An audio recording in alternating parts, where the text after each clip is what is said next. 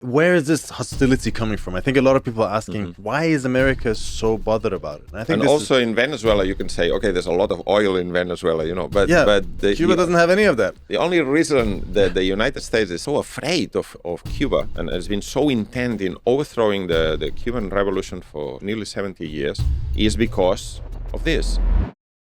Welcome to Against the Stream, the communist podcast which analyzes world events in order to reveal the true class interests that shape them. Because if you want to change the world, you need to understand it first. My name is Hamid Alizadeh, and I'm here today with Jorgé Martín. Welcome back, Jorgé. The Cuban Revolution has been a beacon of hope and inspiration for millions of people all over the world. And today it faces its most serious threat in its history as American imperialism tightens the noose around the island with a near total oil blockade. What is happening? Why is it happening now? And how can we fight it? That'll be the main story for today. We'll also be discussing Iran and the massive American military buildup in the Persian Gulf and the surrounding areas.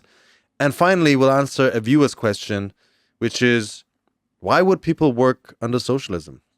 So, Jorgé, the situation in Cuba is very dire. The situation started with the attack on Venezuela, the kidnapping of President Nicolas Maduro of Venezuela, and the following cut of Venezuelan oil to Cuba, followed by threats, or how do you say, pressure from America, which led to Mexico cutting off its oil supplies to Cuba.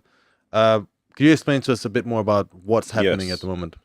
Yes, as you say, on the 3rd of January, the United States attacked Venezuela in an unprovoked unilateral military aggression, and they took the president out. But as a matter of fact, they had already imposed an oil blockade of Venezuela prior to this in December. So no shipments of oil have left Venezuela for Cuba since mid-December. And for a long period of time, Venezuela was the largest supplier of oil to Cuba. And but with the economic crisis in Venezuela, this went down a little bit, but still substantial amounts of oil from Venezuela were going to Cuba. And the main supplier of oil to Cuba then became Mexico. And in late January, Trump already approached the Mexican government and told them they couldn't send any more oil to Cuba. And on the 29th of January, President Trump issued an executive order, which is an extraordinary document that says that Cuba presents a serious and unusual and extraordinary threat to the national security of the United States. Just imagine this small island in the Caribbean is threatening, apparently. The actions of the government of Cuba are a threat to the U.S. national security.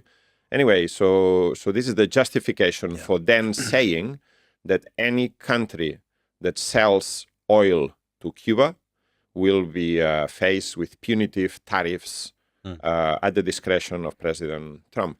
And this is an immediate threat to Mexico. As we know, Mexico exports 80% of its exports go to the United States. Punitive tariffs will be really damaging. And the government of Mexico, the government of Claudia Sheinbaum, has protested, has said that they don't agree with these measures, but has de facto stopped oil shipments to Cuba. The last oil shipment from Pemex, which is the Mexican state-owned oil company, arrived in Cuba on the 9th of January. So this means that, and Cuba depends for its energy needs, about 60 or 70% of its energy needs are covered through oil imports, which they then use for fuel, their own refineries for the production of electricity. So this has created a very serious situation inside Cuba. Aggravated daily life. We can go into some detail about that. I've been talking to people in Cuba. The Cuban government has made official statements, and they have had to take a series of very strict measures. For instance, massive reduction in public transportation, the frequency and number of trains and buses that connect the different cities. They have had to say that they cannot provide aviation fuel for airlines going into Cuba, which has now led to an end of tourists coming in from both Russia and Canada, Canada being one of the largest sources of tourism into Cuba. Then all non-urgent surgery operations in Cuban hospitals have been cancelled or delayed. Hemodialysis patients that need to be transported for treatment to hospitals and health centers are now living in health facilities because they cannot ensure the transportation. And this has aggravated the situation that already existed before of very long, protracted electricity blackouts, which are now 16 to 20 hours in different cities across Cuba, which means that people don't have electricity for cooking. They don't have, they cannot keep their refrigerators working, so they can't preserve food that they might obtain. Food that needs to be transported from the countryside producers to the cities is much more difficult. Products that are imported through the harbors cannot, more difficult to get them to reach the destination in the markets. Everyday life is coming to a halt. In Cuba, they have some other sources of energy. They have their own oil and some photovoltaic solar panels. Yeah. But this is, in one go, 60% of the energy needs have been destroyed by the direct action of the United States. And so therefore, this is creating a very serious and emergency situation. The president of Mexico, Claudia Sheinbaum, has said that this can lead to a humanitarian disaster, and this is the real situation. There was an article in the Financial Times on the 30th of January that said that Cuba only has fuel for 15 to 20 days. The other sources, diplomatic sources, say that by mid-March, there will be a complete stop to the normal functioning of society because of the lack of energy. So this is basically like a medieval siege, because this is not just backed up by sanctions, the tariffs that Trump has announced, but obviously the U.S. fleet is in the Caribbean. They continue to seize oil tankers that are going around that are not authorized by the United States. So they have enormous power and leverage to implement this, let's say, medieval siege, the aim of which is to force Cuba into submission by hunger, basically. Yeah, it's quite a brutal way of doing things. Of course, this is nothing new. Cuba has been under pressure for decades. I guess the one thing that is new is the manner in which Trump acts. The new national security national security strategy document, which talks about re-hemispherization. Essentially, the idea that the United States, American imperialism, needs to control the Western Hemisphere entirely, and no one else is allowed in, and stop being, how to say, the global singular hegemon. Not that they wouldn't fight for global markets either, but that first and foremost they need to kick everyone else, every adversary, out of the Western Hemisphere and make sure that Which they control. consider the backyard. Yeah, and not even the backyard. Theirs. This is our hemisphere. This is what they've been saying quite a lot, and they start with Venezuela, and of course the Venezuelan and Cuban. How do you say? They're very closely linked. Countries were very, very closely linked. Venezuela had a huge amount of support in terms of Cuban doctors and experts and people with expertise in all sorts of areas. Cuba is a very strong pharmaceutical country, and medical, in terms of medical science, is very strong. And in return, Venezuela for many years supported Cuba with oil and other things. And it was kind of a lifeline for Cuba, which has been under blockade by America for decades. Venezuela provided it a certain type of lifeline. But once that was gone, obviously the Americans could now focus on Cuba. And probably with the ideas of progressing even further later on. But there is a different element here. As we said, this is not a new thing. this is a blockade which has gone on since 1962 officially. 1962, imposed by John F. Kennedy. Mhm. And I think it would be good to. But first of all, let's have a look at the. There was a clip that you sent to me. Cuba's fundamental problem is that it has no economy, and its economic model is one that has never been tried and has never worked anywhere else in the world. Okay, it doesn't have a real economic policy. It doesn't have a real economy. Not to forget, put aside for a moment the fact that it has no freedom of expression, no democracy, anything, no respect for human rights.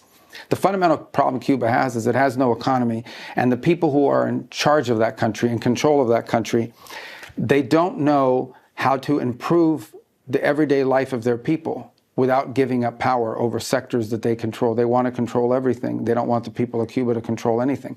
So they don't know how to get themselves out of this. And to the extent that they've been offered opportunities to do it, they don't seem to be able to comprehend it or accept it in any ways. They would much rather be in charge of the country than allow it to prosper.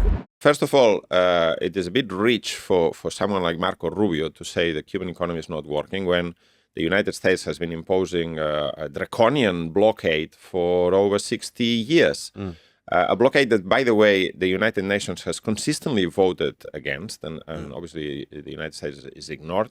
But this is a blockade that has caused massive economic damage to Cuba. If it were true, this is a very good argument. If it were true that the Cuban economy cannot work on its own, you will just leave it be. And then demonstrate that it cannot work, right? But in fact, the United States has gone out of their way for 65 years or more, 67 years, to destroy the Cuban economy with the aim of overthrowing the Cuban government and the Cuban Revolution. So that's the first thing to say. But it is also true that in the last few years, I will say starting in 2011, when the Cuban Communist Party passed the lineamientos, the guidelines for economic change, but particularly since 2021, after the pandemic, the Cuban government, the Cuban authorities have implemented a series of measures which are concessions to the market, concessions to capitalism, opening up to the possibility of creating private businesses, and so on. And this is what has led to a massive increase in inequality, right? If you have money, you can obtain things that you cannot obtain if you don't have money. Yeah. And who has money in Cuba? People who are involved in private businesses, but also people who receive remittances from their relatives in the United States. And therefore, what you see is the increased penetration of the world market into the planned economy that Cuba established back in the early 1960s. And this has created massive inequality. There was a recent incident in which a minister was being critical of people begging in the streets and saying, oh, they're making a lot of money, they're leeching and so on. And people were so outraged. But people are very outraged because this was never the case. Cuban Revolution always was very proud of having massively reduced inequality, lifted up the general living standards of the people, but this is now massively undermined by decades of blockade, by the isolation of the Cuban Revolution, and also, this is an additional factor, which is an important factor, the pro-capitalist, pro-market measures that the Cuban leadership has started taking, particularly in recent years. 1/3 of Cuban workers now work in the private sector, and so this is increasing. I think it would be good to go into some of the impact of the blockade. Yes, because this is not just a normal blockade. This is a blockade, as we say, that's taken place since the early 60s, imposed by the most powerful capitalist nation, which is only 90 miles away, which almost yes. envelops the entirety of yes. Well, it doesn't quite, but yes, for all intents and purposes does, envelops Cuba. And the impact of this has, I mean, these have been very, very harsh measures. So maybe you can explain a little bit about this. Yeah, I mean, the blockade was, as we said, was originally introduced in 1962, but in 1960, in preparation for the blockade or discussing the policies that the United States could take, faced with the Cuban Revolution, There was a guy called Lester Mallory, who was the Assistant Secretary of State for American Affairs or something like this, and he produced a memorandum, which was the basis for the blockade. And this is a very famous memorandum that you can find online, that we can put in the links. And it basically says, this is 1960, it says, the majority of Cubans support Castro. Fidel Castro and other members of the Cuban government espouse or condone communist influence. So basically saying, these guys are very popular and the communists somehow, so this we cannot allow. Yeah. And then they say, if we try to intervene from the outside, this will only strengthen the government in Cuba, will make it more popular. So therefore, what can we do?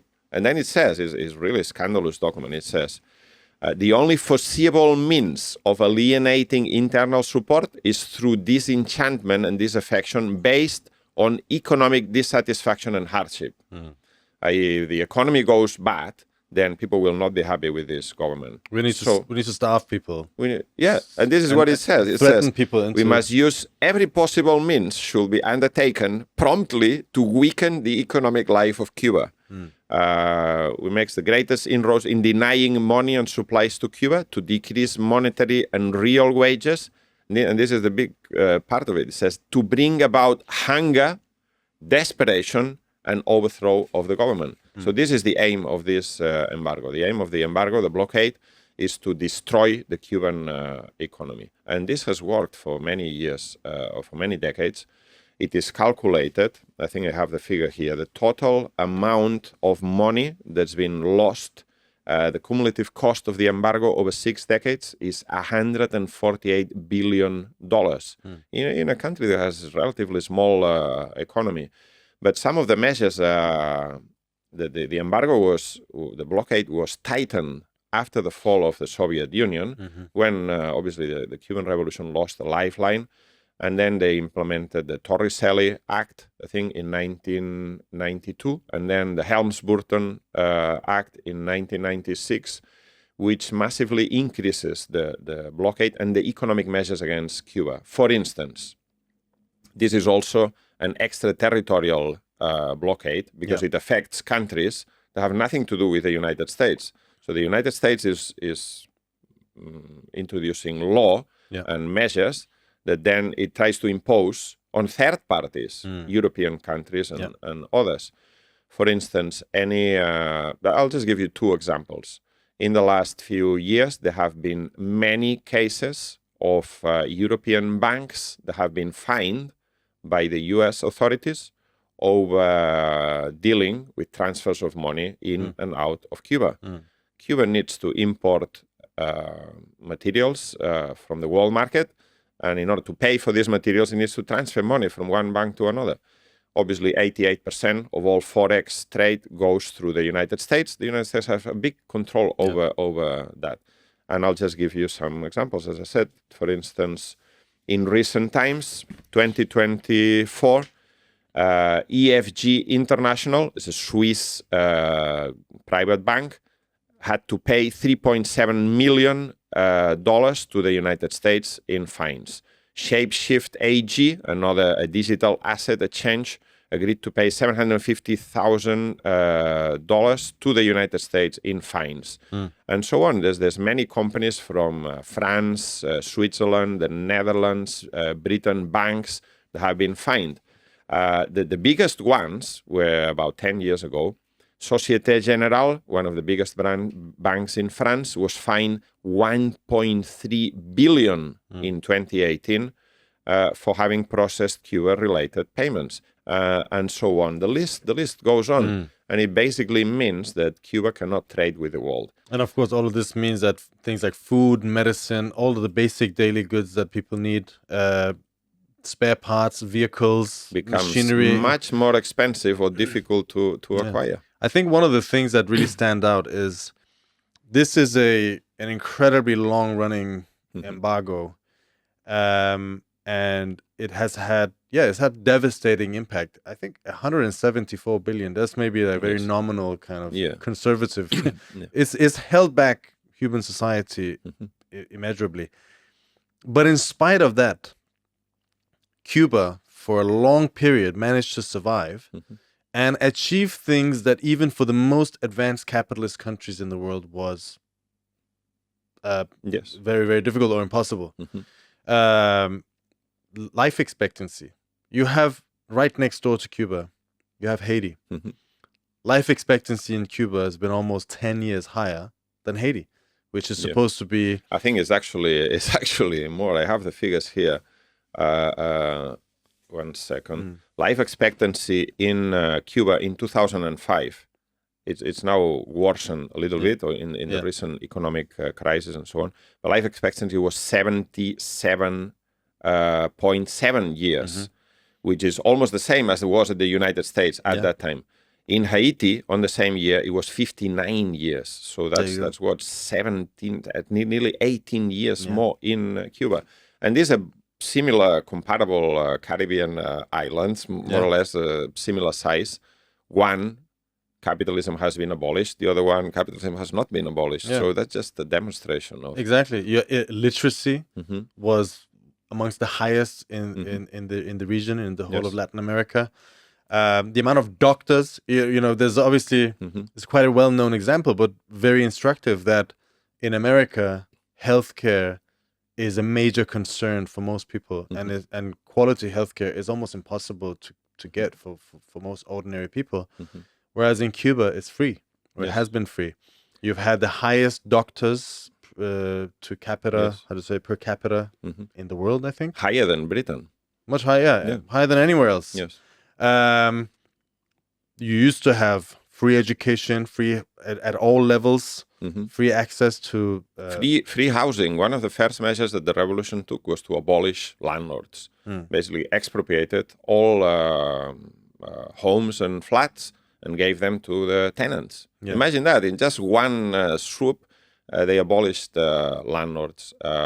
So that is an incredible achievement, which was only possible on the basis of abolishing capitalism. The revolution didn't start with the idea of abolishing capitalism, but it started with the idea of, one, having national independence from the United States, which had controlled Cuba for 40, 50 years since independence, formal independence from Spain, and the general improvement of the living conditions of the people. But then they realized that the only way to do that was actually to expropriate capitalism, to expropriate the big landowners, to expropriate the landlords, to expropriate the multinational companies, the sugar mills, which were owned by US companies.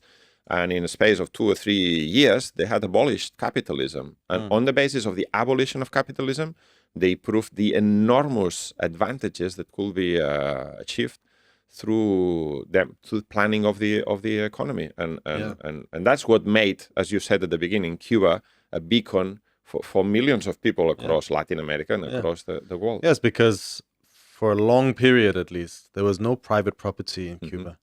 There was a nationalized economy. It's controlled by the state. The entire old capitalist class was abolished, and on the basis of that, of planning the economy on a national scale, even though it was a very small scale, they managed incredible feats. I mean, I remember during COVID, these Western countries were scrambling to get a vaccine, and Cuba started 5 different vaccine programs immediately. And even though, this is another interesting point, at the time of the COVID pandemic, Cuba tried to import some ventilators, life support machines, and they were blocked by the United States. So and I think this is where we need to find out, where is this hostility coming from? I think a lot of people are asking, why are we so against Cuba? This is a tiny island with a few million inhabitants next to the United States. Why is America so bothered about it? And I think also in Venezuela, you can say, okay, there's a lot of oil in Venezuela, but Cuba doesn't have any of that. The only reason that the United States is so I will say so afraid of Cuba and has been so intent in overthrowing the Cuban Revolution for 70, nearly 70 years is because of this.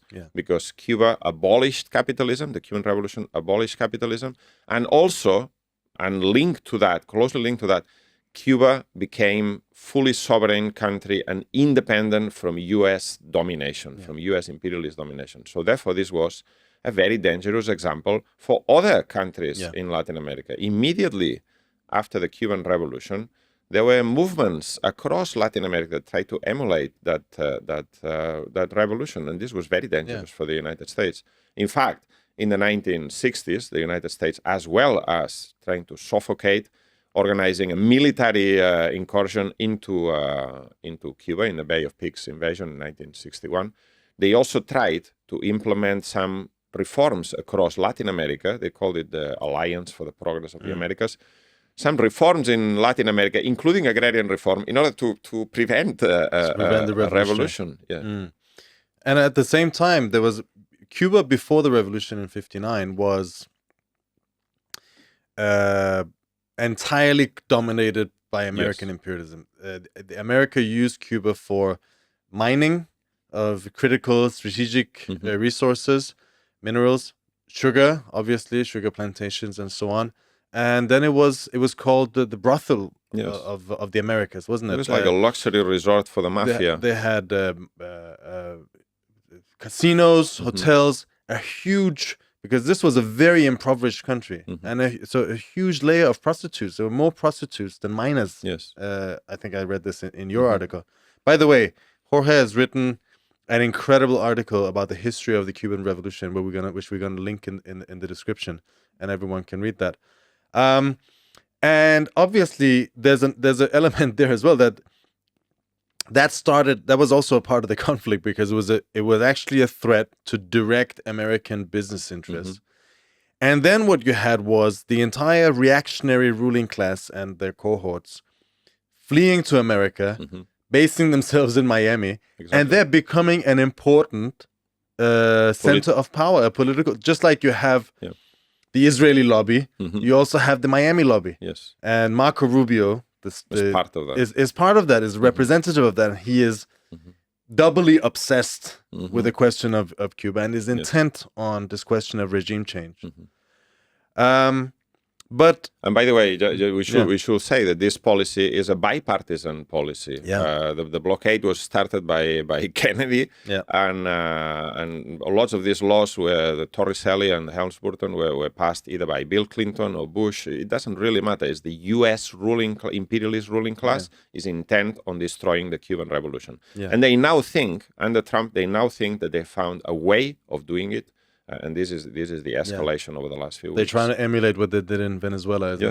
Put enormous pressure and then hope that someone comes out from the regime. But we also talked about,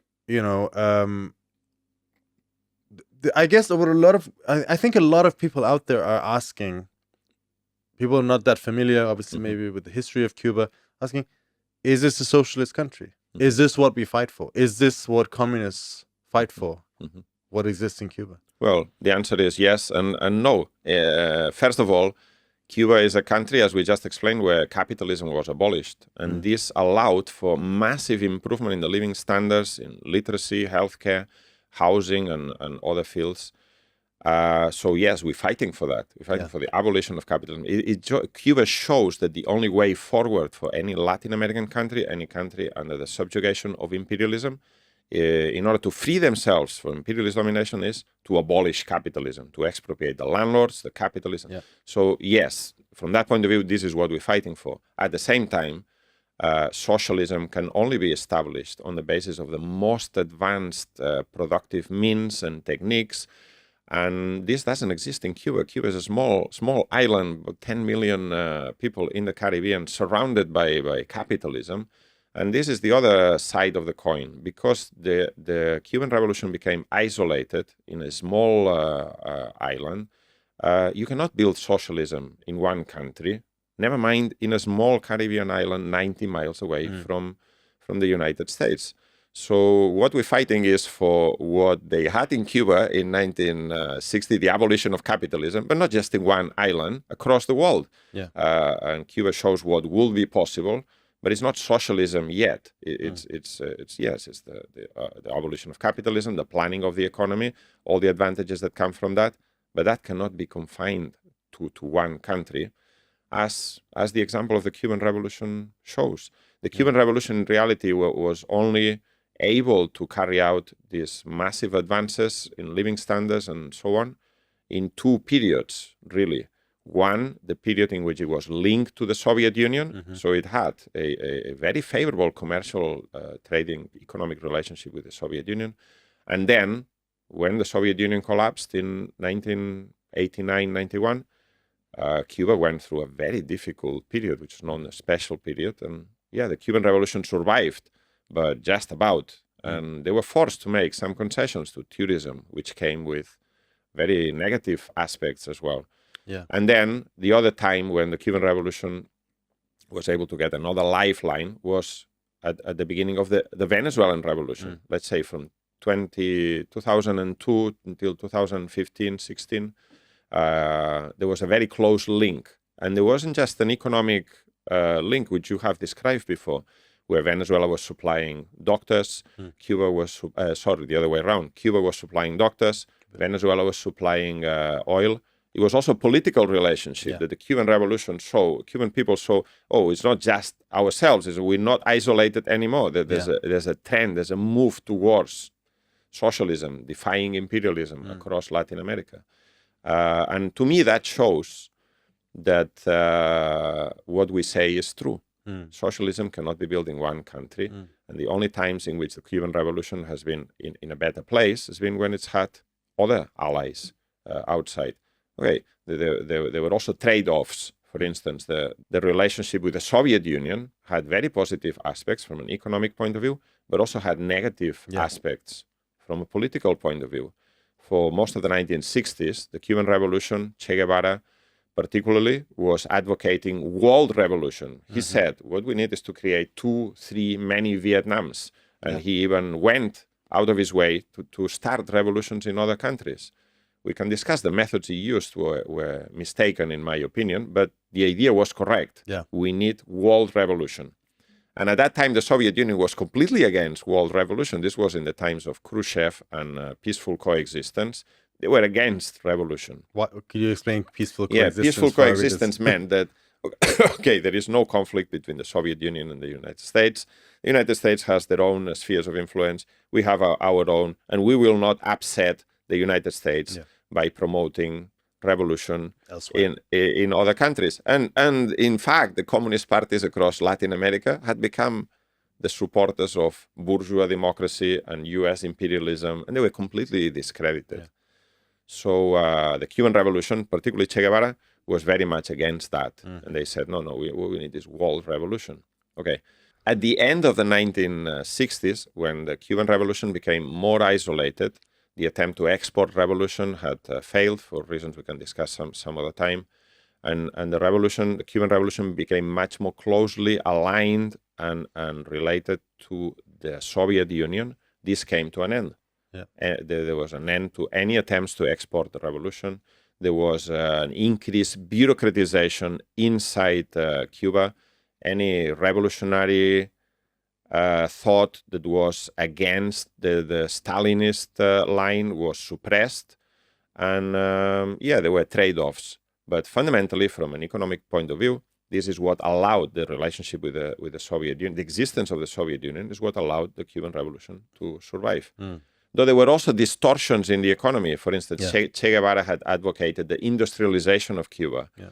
And in the relation with the Soviet Union, they basically were just selling sugar to the Soviet Union. Soviet Union was selling back oil, and there was no development of industry in Cuba in any significant way. But in any case, the Cuban Revolution was no longer isolated at that point, and this allowed it to go on for the next two decades. Yeah.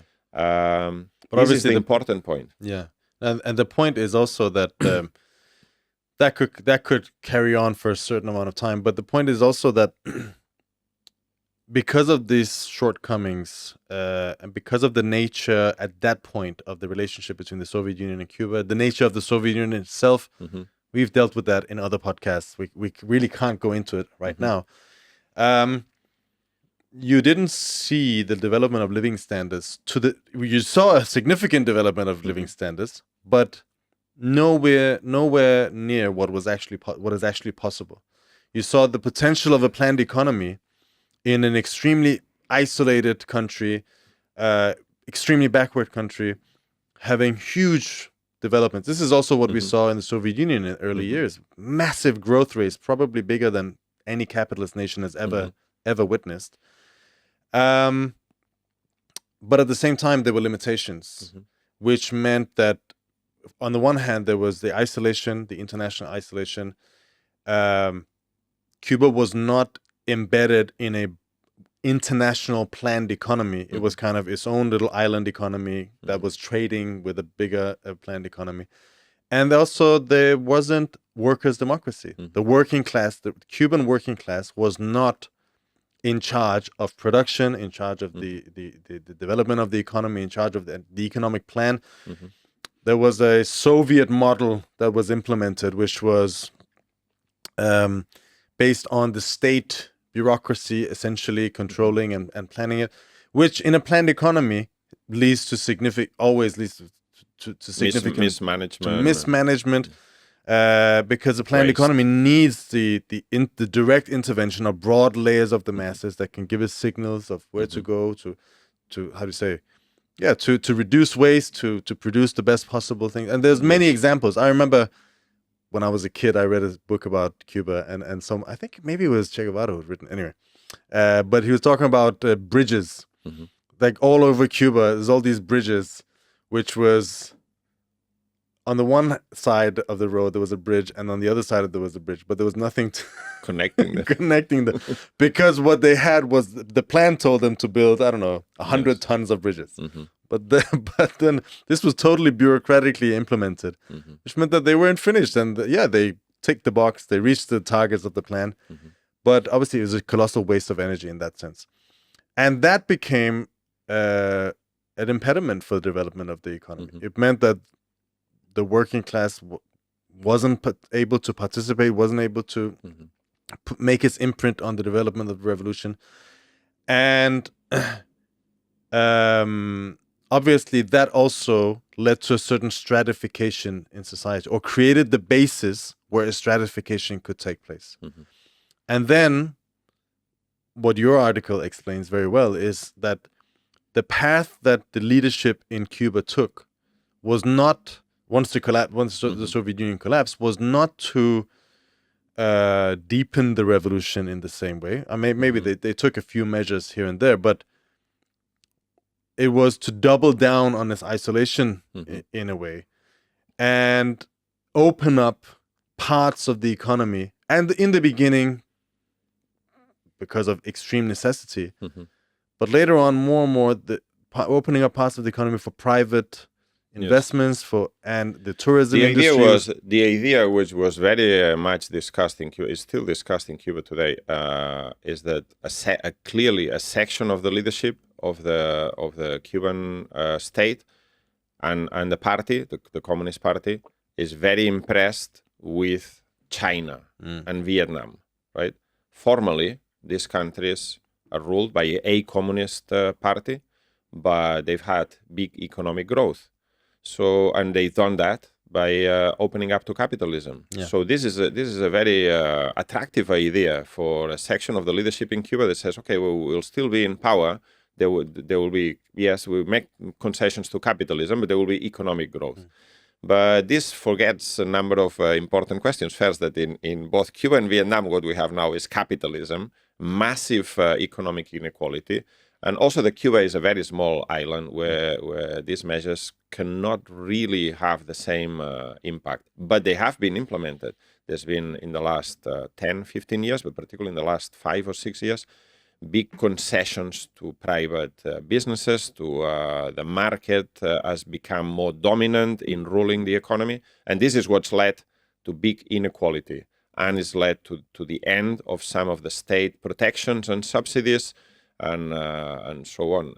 And this is undermining the support for the Cuban Revolution amongst the population, because it is no longer delivering in the same way. This is why there was a revolution, precisely because of the misery and extreme conditions that was imposed on the Cuban masses. And in China and Vietnam also, you might have high economic growth. Certain layers of society might be benefiting from it. Definitely right at the top, they're benefiting a lot, and maybe a few layers beneath them. But for the working class, what does it mean? It doesn't mean liberation. It means exploitation. It means capitalism with the name of communism, obviously. And a party who's, Yes. The Chinese Communist Party is called the Communist Party, but it has, the majority of, a huge part of the leadership are billionaires. Yes. It's not nothing, and private capitalists. Yes. And that's no solution in fact, as you say, it weakens the Cuban Revolution. It means that in the hour of need, certain layers are no longer perhaps willing to fight for the defense of this socioeconomic regime as they would be otherwise. Yes. Right? I will say that another important factor in Cuba that we shouldn't forget is this question of national sovereignty. Yeah. Right? There is a very proud tradition in Cuba. People freed themselves from imperialist domination 6 decades ago, and they not prepared. Many people are not prepared to fall under the domination of U.S. imperialism again. Many people are very, very much aware that a capitalist Cuba under the domination of the United States will be like the Dominican Republic or Puerto Rico or worse, Haiti. Right? Yeah. They can see this. And then they don't want it, they don't like it, they're not supporting it. But and they will fight. There's a large section of the population in Cuba that will fight to the end if given the opportunity against any attempt of imperialist domination. However, the situation is very dire. It's not just even the oil blockade that's been imposed. The United States is going around all the Caribbean countries and Central American countries telling them to stop the presence of Cuban doctors, which is another big source of income for Cuba. So the situation is very, very extreme, and it's difficult to see how can they get out of this. Because the other angle is this: the so-called progressive governments in Latin America not helping Cuba. Mexico has protested against the measures by Trump, but has said, yeah, we will not send oil to Cuba. Colombia could be sending oil to Cuba. It's not. Brazil could be sending oil to Cuba. It's not. And then people ask, Cuba was admitted to the BRICS last year. Are the BRICS coming to the help of Cuba? Some countries are sending humanitarian aid, but what Cuba really, really needs now is oil. Because you can send humanitarian aid, how can you distribute it if you don't have fuel for transportation? China has made strong statements against the U.S. actions against Cuba, but it's not sending oil. Russia, there was a meeting recently between the foreign affairs minister of Cuba and Putin himself, and Putin and Peskov has protested and criticized the United States by his actions, and they even said we're going to send oil, but oil has not been sent. What is the interest of China and Russia in Cuba? It's just geopolitical interest of having a thorn in the eye of a country near America, which they are allies with. But it's not a fundamental strategic interest for them. And furthermore, I have seen it with my own eyes in the last few years. Russian diplomats and businessmen have gone to Cuba. The advice they're giving the Cuban leadership is you need to restore capitalism. Yes. You need to go faster in these economic so-called reforms, which what they mean is the restoration of capitalism. So this is... Which is the root cause of all the problems. Exactly. Of inequality and so on. This is what Russia is... Russia is a capitalist country, after all. This is what they're pushing. I think this is the main point, is that the Cuban Revolution can only survive by the way of allying themselves with the workers and poor in other countries. Yes. In a revolutionary manner. The capitalists the Russians and the Chinese might send help. Who knows? They may or may not do that. But does that in the long run, they might give a certain respite to the Cuban Revolution, but will that in the long run save the Cuban Revolution? No, because what has been nibbling away at the Cuban Revolution has not been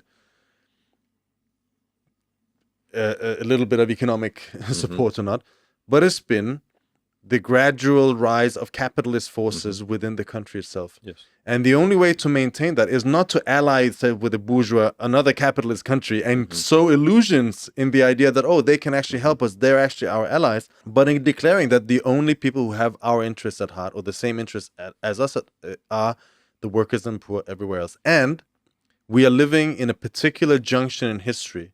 Once more, you can say there was a similar situation when the Cuban Revolution happened, where we have a world revolutionary movement developing. In one country after another, you see the masses rising, instability, social discontent. Even in America, we talked about it a few weeks ago, the Minneapolis uprising, which, by the way, won. Yes. Trump has withdrawn ICE from Minneapolis. This is a very fertile ground for a call of this Cuban Revolution to spread the Cuban Revolution. Yes. That is the way the Cuban Revolution can survive.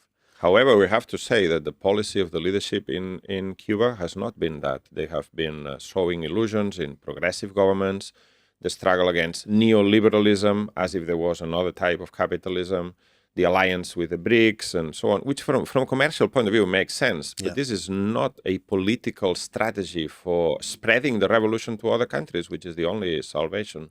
Precisely. We have said many times, the fate of the Cuban Revolution will be decided on the arena of the class struggle internationally. And I will say, as you just pointed out, the arena class struggle internationally is today extremely favorable. We've seen Gen Z revolutions around the world, massive strikes in France, in Italy, and so on. And that's why I think it's very hopeful that there is a left-wing publication in Cuba, La Tiza, revolutionary publication, which has made an appeal. It said it's the time of the peoples of the world to come to the aid of the Cuban Revolution. They are the only true friends. And they've even made an appeal to the people of the United States. And this is the correct line. I think that this is the way, the only way forward in the immediate, medium, and long term to save the Cuban Revolution. We are 100% behind that call, and we'll link to that article in the description. And our readers should and listeners, should read it. I think we have to end this here. We'll come back to it in the future. American imperialism is not just attacking Cuba. It's attacking countries all over the world in many different ways.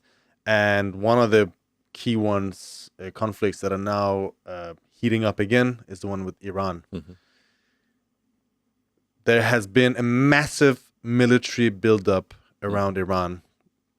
I have some of the figures here. We're talking 2 carrier strike groups. In fact, this includes the USS Gerald Ford strike group, which was in the Caribbean in order to overthrow the Venezuelan government, is now been moved to the Mediterranean for Iran. Exactly. And now I can't find it in my notes, but if I'm not mistaken, also the Abraham Lincoln, which is another aircraft carrier. Together, these two can hold probably around 150, maybe a bit less, jets and fighters. There's been electronic warfare planes, a ton of cargo planes going towards Iran. It's clear that there's a buildup for a military clash. Now, and all the bourgeois commentators are saying this is not going to be a short, sharp operation like last times, but a weeks-long war. This is a far bigger buildup than the last war against Iran in June.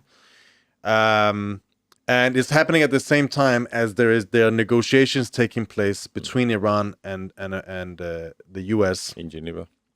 In Geneva, the Americans are demanding that Iran give up its nuclear program entirely, its nuclear enrichment program entirely. It gives up its missile program entirely, and it gives up its support of forces in Lebanon, in Iraq, and in Yemen.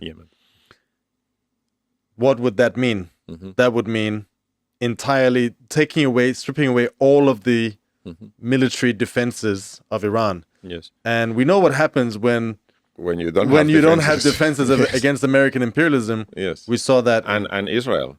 And Israel, precisely. In fact, there was an article in the bourgeois media this morning that I was reading, and this commentator they interviewed someone who I think was a former U.S. Diplomat or something. Davis. And I think they were quoting 2 people. So anyway, one of the persons they were quoting is a diplomat, right? And this person was saying, but any country has the right to have some deterrence, isn't it? I mean, otherwise, why would you want to have your own government if you can't defend your own territory? So basically, the United States is demanding complete capitulation from Iran. This happens again. This is a country that's been under massive attack and a total economic blockade for a long time. The Americans have openly boasted that they basically caused a dollar shortage, which led to a collapse of the Iranian currency at the end of last year, which then led to massive protests. And it's clear that at least a big, significant wing of American imperialism, if not all of them, are gunning for regime change in Iran. They want this. They want this regime gone, and they want their own proxies or whatever, their own puppets in place. And they think that in Venezuela they had a good kind of successful experience. Now they're trying to get an painless experience. This is not what they did in Iraq. But it's funny because this article that you were reading will link to it. It's on Drop Site News, and it's called "This is not a dress rehearsal. U.S. engaged in a massive military buildup as threat to bomb Iran grows." They think that they can kind of have a regime change, and that, you know, following on the same model that they have that they did in Venezuela. But Iran is an entirely different beast. There is a reason why they want Iran's missile capabilities gone, because during the war against Israel and America in June, the Iranians stood their ground and massively bombarded Israel to an unheard of degree, striking targets, hitting targets, going through all of the missiles, you know, this extremely advanced missile to defenses the point where, of the Venezuelans. U.S. and Israeli air defenses were becoming depleted, Yeah. and they couldn't intercept the missiles anymore. And furthermore, the Iranians can close the Strait of Hormuz, which is where 20% of the world's gas and oil passes through, which will have a significant impact on the world economy. And this could have devastating consequences. This is not going to be like Venezuela. Iran is not Venezuela. No, so. Then they're talking about, this is what I wanted to say before. They're talking about a Libyan scenario. That is the best case scenario they're hoping for. So a sustained air campaign followed by an uprising from below. But the consequences of that was also Libya ended up as a failed state. Yes. A total falling apart. Divided up between different warlords and oil companies. And this shows the kind of the extent that the Americans and the Israelis are willing to go. That would, by the way, have far more bigger consequences as well than it had in Libya, because Iran is right at the crossroads of a huge number of very unstable countries, and it could really spread like rings in the water. Much worse than what happened in Libya, much worse than what happened in Iraq even, which completely destabilized the entire region. And so they're playing with fire. But they're not necessarily going to succeed. This is the main thing. Yes. They might think that they have all the odds on their side, but once you back a nation into a corner like you are with Iran, that will have consequences. And the Iranian people, the majority of them, are quite dissatisfied with their own government and their own regime, but they hate American imperialism far more than that, and they would be willing to fight back. And this wouldn't be a walk in the park for American imperialism. It seems to me like they're making the same mistake that they've done elsewhere before. Yeah, they are drunk with victory, which they perceive as such in Venezuela, and they think they can replicate this elsewhere.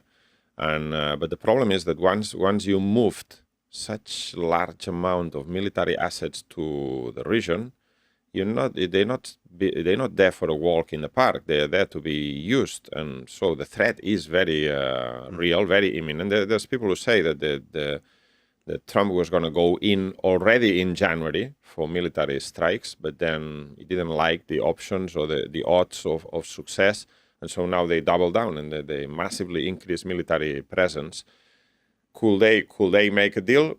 I will say at this point, the only deal that Trump will take is a complete capitulation of Iran, and how can Iran agree to that? So it seems like the whole thing is escalating towards a major attack on Iran. Yeah, well, we'll keep an eye on that. But it just goes to show the role of American imperialism. But everywhere we also see a reaction to that. American imperialism has never been more hated than it is now. So as much as it's playing an incredibly reactionary role in invading countries and fighting against them, in undermining their economies, attacking them economically, attacking them diplomatically, it is also stirring up a massive backlash all over the world, which will have a significant impact on and the world revolution. inside the United States itself. I will say course. an element of this is precisely that Trump has become more unpopular at home. He's had this massive backlash over the ICE raids in Minneapolis. There's not sorted out the problem of the economy, which is one of the things that got him elected. And he's looking for a quick victory abroad in order to appear strong and recover popularity before the midterm elections. But this is a very risky calculation. Exactly. We'll get back to that, to this topic. Let's move on to our question of the week, which is one I've heard many times, but I think is a good one to answer.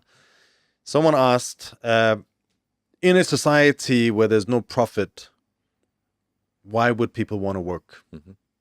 What will be the incentive? Yeah, what would be the incentive for people to go to work? Yes. What do you think? Well, I have two answers to this. The first one is this is a sad state of affairs where people are realizing that most people only go to work because they are forced to, otherwise they'll starve. So this is a comment on capitalism, isn't it? The alienation of work that Marx talks about. You go to work, but you are not yourself until your work is finished, right? This is nothing fulfilling in the work that you do for majority of people.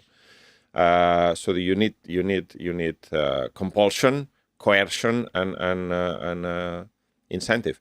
The other thing is that this only happens in a society that's based on private profit. That is, that private profit is an incentive. Most people, I will say, do things because they but they need to get ahead in life, right? And under capitalist society, this is by getting money. And you need money to pay your rent, to maybe get a better flat, or maybe go on a holiday and so on. But in a society that's not run on the basis of private profit and the accumulation of money, this will not be the mentality of ordinary people. I will say, even under capitalism, many people do many things for which they get no financial advantage from. There's hundreds of thousands of people who, I don't know, organize five-a-side football tournaments at the weekend, or are members of chess clubs. They dedicate a lot of time, or they are in knitting circles, and they do all these things because they get satisfaction from it. Not immediate material gain, but the satisfaction of being part of a social life, fulfillment, personal improvement, and so on. This is a powerful motivation. There's hundreds of thousands of people who are members of the Red Cross, that they go around and collect money for cancer charities. They get no immediate material benefit from it. So that's one thing. And under a socialist society, I will say, people will have an interest in participating in society, either through work or other activities, because they will see that by doing so, they're benefiting themselves. This is self-interest, themselves and the communities around them, that they have control over their own lives, over the way the economy is run, over the way that the benefits of economic life are distributed. And they benefit directly, themselves, their families, the immediate communities, the block of flats, their neighbors around them. They have power over society. That is a very strong incentive to participate in social life. There will have to be no coercion or compulsion. And there will have to be no material gain incentive at the end of it. But just I mean, I think also, if you look at, first of all, a question of profit. Most people today don't make any profit. No. Most people work for a wage. They go to work in order and survive. And in order to get means of survival, which people would also do in a communist society. People would work in order to produce means of survival. Profit is something you get when you own capital.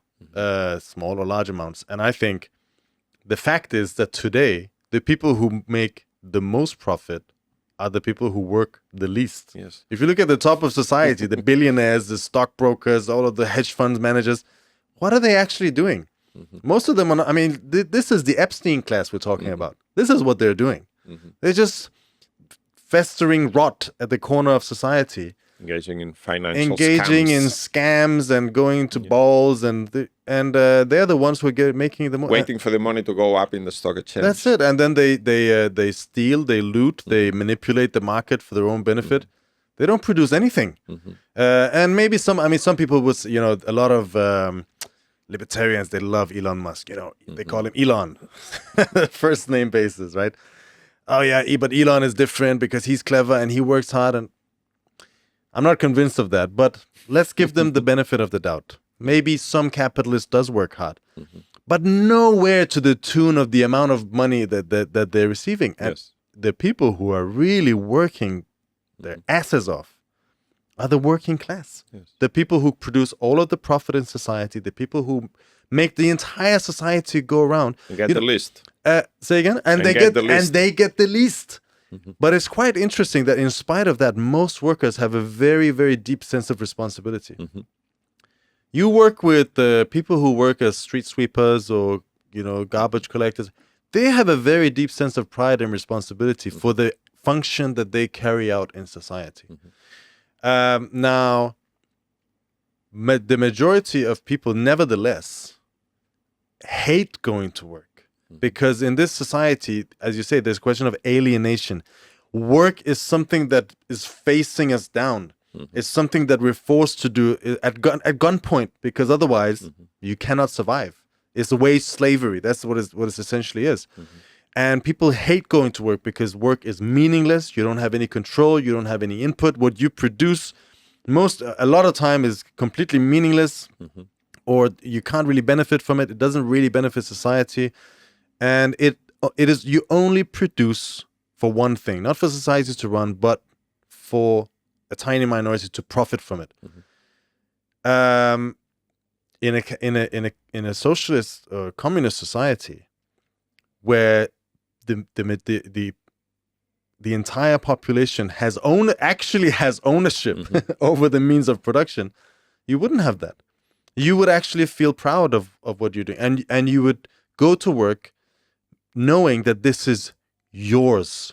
You own this society. You own all of the means of production. You are participating in a project with millions and billions of other people to develop society, which will make you work even harder. Yeah, and you have real power over decision making. And I'll say again, this is an example I used here a few months ago. I think when I was in Venezuela, many years ago, visiting this factory which was under workers' control and management, the workers there were so engaged in the running of this factory, because this was a nationalized factory, controlled entirely by the workers. There was no bosses, there was no managers. They elected who led they planned how production was going, and they were so engaged in it. And they could tell us, they just wanted to tell us everything about how everything worked. That tells you. And also under the socialist society, we will be able to massively decrease the working time, the working week, so that going to work wouldn't be a chore. It will be your own contribution to society, and then you'll have plenty of time for leisure, for your personal development, and there will be a blurring of the line between work and leisure, personal development. It's completely different mentality will be created in relation to the people work. who make this world run are the ones who are doing it for no profit whatsoever. The people who are developing this world, the scientists, people say, oh, there's not going to be any innovation. But the innovation happens, the majority of innovation happens in universities today. By people who make no money whatsoever from private multinationals buy the patents and then they close it off and privatize it, and they make yes, socialism would be a better society. Much better. Much better than the one we live in today. Yes. Okay, I think that's all I had. Do you have any more comments? That's all. Okay, well, thank you very much, Jorge, and everyone else for tuning in. This was Against the Stream. We'll be back again next Thursday, 6 p.m. UK time. Thank you very much.